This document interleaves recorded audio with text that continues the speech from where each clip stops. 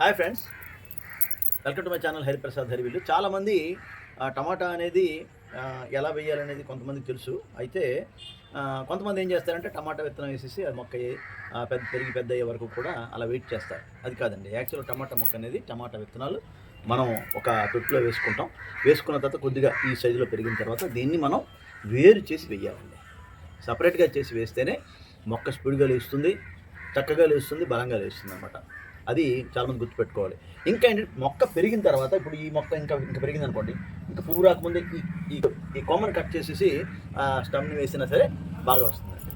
ఆ విధంగా కూడా వేసుకోవచ్చు. ఈ రెండు రకాలుగా వేసుకోవచ్చు. అందుకే చూపిస్తున్నాను నేను. చూడండి, ఇది మనం మొక్కలు వేసుకున్నాం. ఇంకా చూసారా, ఈ మొక్కల్ని ఇప్పుడు విడదీసి మనం వేసుకుంటున్నాం.